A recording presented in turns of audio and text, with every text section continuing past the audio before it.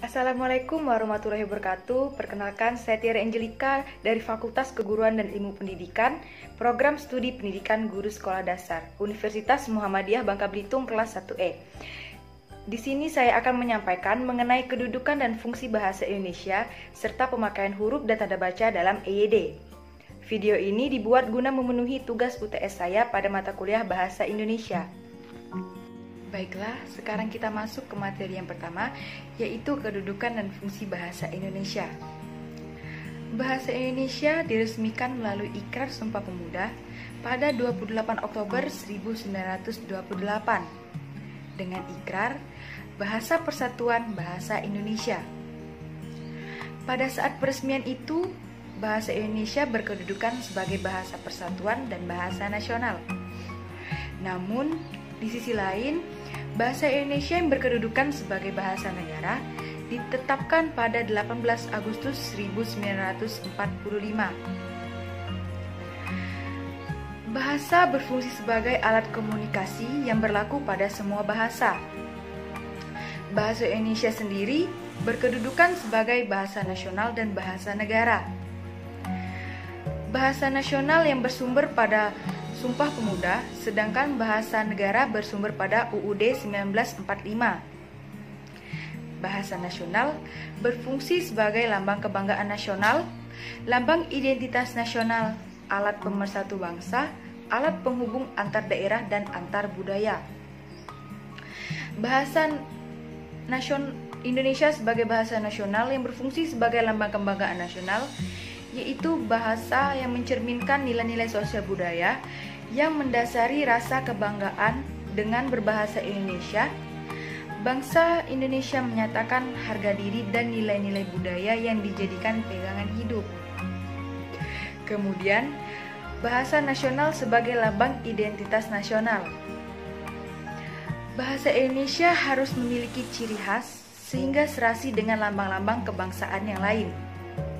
Hal ini menuntut masyarakat, pemilik dan pemakainya untuk membina dan mengembangkan sedemikian rupa sehingga bersih dari unsur-unsur bahasa lain, baik daerah maupun asing. Kemudian sebagai alat pemersatu bangsa.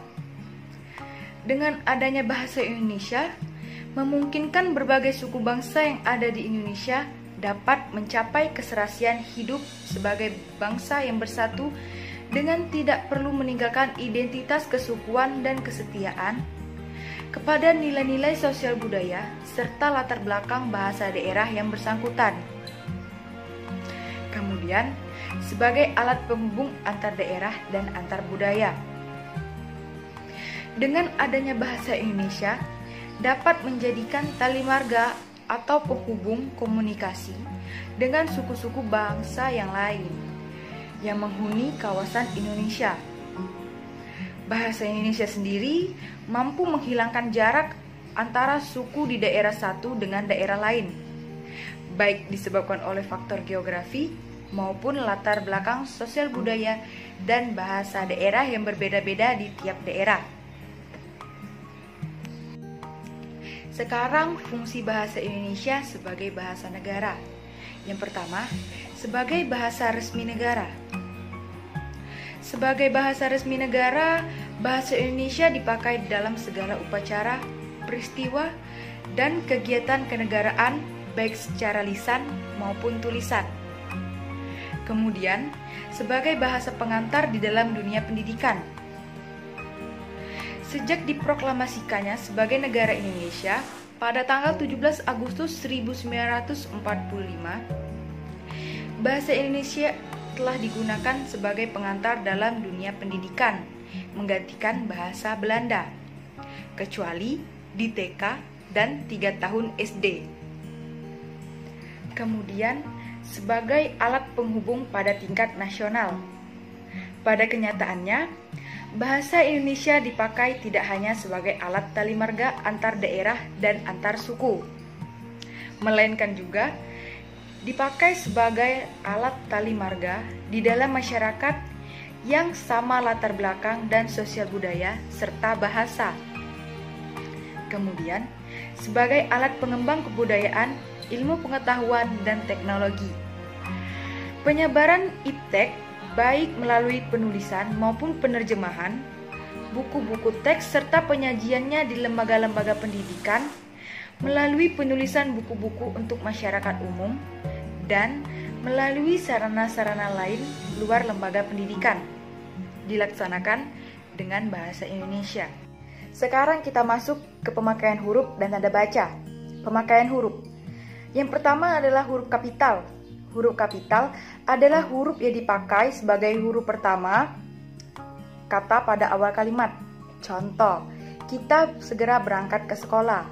Bisa dilihat sendiri pada kata kita diawali dengan huruf kapital. Kemudian, huruf miring. Huruf miring dipakai untuk menuliskan nama buku, majalah, dan surat kabar yang dikutip di dalam cerita. Kemudian, huruf tebal. Huruf tebal digunakan untuk menuliskan judul buku, bagian bab, daftar isi, daftar pustaka, lampiran, dan lain sebagainya. Kemudian huruf vokal. Huruf vokal ini melambangkan vokal dalam bahasa Indonesia. Huruf vokal sendiri memiliki 5 huruf, terdiri dari 5 huruf, yaitu A, I, U, E, dan O. Kemudian ada huruf konsonan. Huruf konsonan adalah huruf yang melambangkan konsonan yang terdiri dari 21 huruf, yakni B, C, D, F, G, H, dan seterusnya, kecuali yang ada di dalam huruf vokal. Kemudian huruf abjad. Huruf abjad dalam bahasa Indonesia terdiri atas 26 huruf. Pastinya kalian sudah mengetahui apa saja itu huruf abjad, dimulai dari huruf A sampai ke huruf Z. Materi yang terakhir adalah pemakaian tanda baca. Tanda baca yang pertama adalah tanda titik. Tanda titik dipakai pada akhir kalimat yang bukan pernyataan atau seruan. Contoh, kakakku tinggal di Surabaya. Kemudian, tanda koma. Tanda koma dipakai di antara unsur-unsur dalam suatu perincian atau pembilangan. Contoh, saya membeli gandum, koma, telur, dan gula. Kemudian tanda titik koma.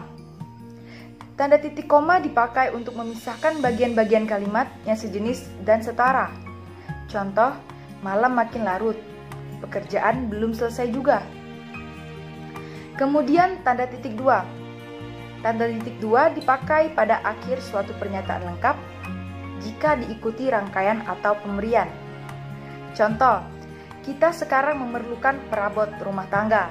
Titik dua, kursi, meja, lemari, rak, dan lain sebagainya. Kemudian tanda hubung. Tanda hubung digunakan untuk menyambung unsur-unsur kata ulang. Contoh, ibu-ibu, anak-anak, siswa-siswa, dan lain sebagainya. Kemudian tanda tanya. Tanda tanya ini dipakai pada akhir kalimat tanya. Contoh, kapan mereka berangkat? Kemudian tanda seru. Nah, tanda seru ini dipakai sesudah ungkapan atau pernyataan yang berupa seruan atau perintah. Contoh, tutup jendela itu, matikan lampu itu, dan masih banyak lagi. Kemudian tanda petik. Tanda petik dipakai untuk mengapit langsung yang berasal dari pembicara dan naskah bahan tertulis lain. Kemudian garis miring. Garis miring ini dipakai sebagai pengganti kata dan atau tiap. Contoh, mahasiswa garing mahasiswi. Mungkin hanya itu saja yang dapat saya sampaikan. Jika ada kesalahan kata, saya mohon maaf. Saya akhiri. Wabillahi taufiq wal hidayah. Wassalamualaikum warahmatullahi wabarakatuh.